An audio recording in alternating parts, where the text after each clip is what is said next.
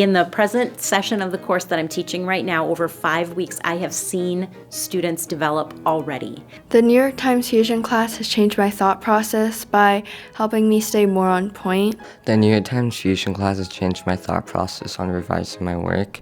The New York Times Fusion class is an opportunity for students who are already above average to expand learning beyond the usual curriculum to the broader world.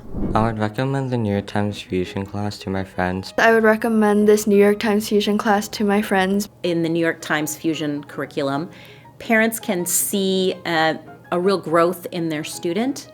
Their student will grow not only in knowledge, It's because of how it can improve your presentation skills. but a growth in maturity. Because when a student has more context, they gain maturity. I feel like it's important to know about people's different viewpoints and understandings of certain topics so that we as a society can come together and accept our differences.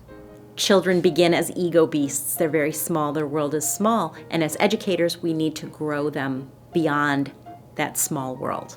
Before I started the class, I would add a lot of unnecessary information in all of my essays and emails to my teachers. Before taking the class, I would speed through the revising part of writing, but after taking the class, They have developed in their writing skills, their ability to hone in on a topic, and they're developing their voice. But once I started this class, I saw and realized that I was doing a lot of stuff I shouldn't be doing, and New York Times has helped me to realize that.